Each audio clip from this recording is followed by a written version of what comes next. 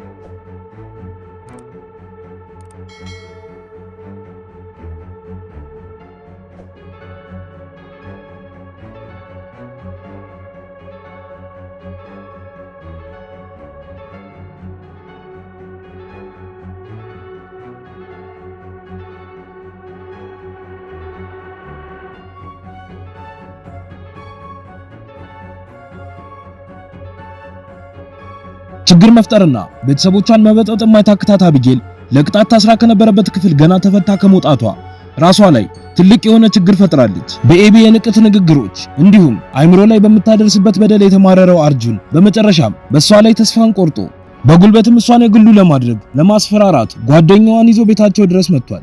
ነገር ግን ወደ ቤት ከገቡ በኋላ እንዳሰቡትና እንደጠበቁት ጥሩ ነገር አልገጠማቸውም። ገና ወደ ቤት ውስጥ ከመግባታቸውም አቢጌል ተመልክታቸው እስኪያልፉላትም ጠብቃ ራሷን መከላከያ አንድ ትልቅዬ ዱላ ይዛ ማዕድ ቤት ውስጥም ለመደበቅ ትመጣለች። በዛን ሰዓትም ነው የአርጁን አባሪ አግኝቷት ሲታገሉ በዱላ መታገፍትራም የድንጋይ ጠርዝ ያስመታችው። በቀጣይ ምን የሚፈጠር ይመስላችኋል? ሐሳብ እንዲሁም አስተያየታችሁን ኮሜንት ላይ ጻፉልን። ከዚህ ሁሉ አስቀድሞ አቢጌል የናታን ክፍል ውስጥ ታስራ ባለችበት ደረጀ ስላወቀችው ስላነበበችው ጉዳይ ለማርታ እንዳትናገር ቢያስጠነቅቃትም ነገር ግን እሷ የሱን ንግግር ችላ ብላ ለእናቷ ማርታ ዳጣ የሰላም ልጅ ስለመሆኗ ትነግራታለች። በሰማችው ነገር ተደናግጣ ግራ የተጋባችው ማርታም ወሬውን ሰምታ ሙሉ ለሙሉ ባታምንም ነገር ግን በውስጧ ጥርጣሬ ፈጥሯል። ለዛም ነው ማርታ ገና ከቤት እንደወጣች ቀጥታ ወደ ሰላም ጋር የደወለችው። ስልኩ እንደተነሳም ሰላምታ ተለዋውጠው ማውራት ይጀምራሉ። ነገር ግን ገና የሰማችውን ነገር እንኳን ሳትጠይቃት በመሃል የሰላም ምጥ ይመጣና ስልኩ ይዘጋል። በፍጥነትም ወደ ደረጀ ጋር ትደውልና ደረጀ ሰላም ምጥ ጀምሯታል ቶሎ መሄድ አለብን ብላ ተጠራዋለች።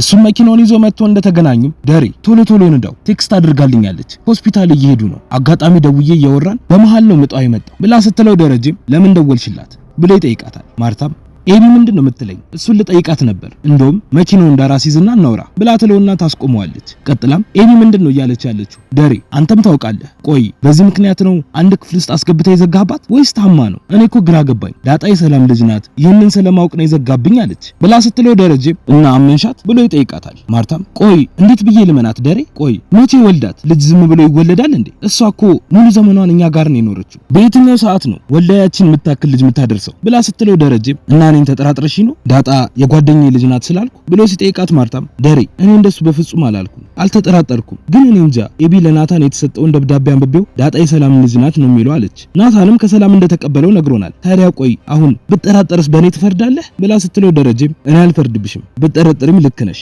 ግን ደግሞ ኤቢ አይታለች ልክ ናት። ሰላም ለዳጣ በጻፈችው ደብዳቤ ላይ ልጄ ብላ ጽፋለች። ኤቢም እሱን አይታ ሰላም የዳጣ እናት መሆኗን እንደመደመች ላንቺም ነገረችሽ። ሰላም ስለምትወዳት ልጄ ብላ ጠራቻት እንጂ የወለደቻት ልጇ አይደለች። አንቺ ለራሱ ቆይ ልጄ ብለሽ አይደል እንደምትጠሪያት? በቃ ያለው ነገር ይሄ ነው ብሎ ሲላት ማርታም ችግር የለውም ደሬ ቤቴ ውስጥ አንድ ማላቀው ነገር እየተከናወነ እንደሆነ ከተረዳው ቆየሁ። እኔ ካሰብኩበት ደግሞ በጣም ቀላል ነው። ነገሮችን መገጣጠም ለኔ የሚከብደኝ ጉዳይ አይደለም። ደግሞ በደንብ አድርገህ ታውቀኛለህ። ኤቢን ዛሬ ከክፍሉ አስወጣት፣ ክፈትላት። ለማንኛውም አሁን ወደ ሰላም ጋር ውሰደኝ ብላ ትለዋለች። በዛን ሰዓት ናታንና ዳጣ ግቢያቸው ውስጥ ተቀምጠው አሪፍ የፍቅር ጊዜን እያሳለፉ ነበር። ናታንም በመሃል ዳጣ ባለፈው ኤቢ ያየችውን ነገር ያወቀችውንም ነገር ውሸት ነው ብለን ለመካድ ከአባዬ ጋር ተስማምተናል። አንቺም እማዬም ሆነች ኤቢ ምንም ነገር ቢሉሽ ምንም አላውቅም በይ። በቃ ምንም የተቀየረ ነገር የለም። አንቺም የሲሳይ ልጅ ነሽ። ደግሞ ኤቢ ምንም ብትል ውሸቷን ነው፣ መቼም እንዳታምኛት ብሎ ያስጠነቅቃታል። የዛኑ ቀን ማታም ደረጀ ኤቢ ላይ ወደ ቆለፈባት ክፍል ሄዶ ፊት ለፊቷ የሚቀመጥና ምን ነው ለምን ስገባ ፈራሽ?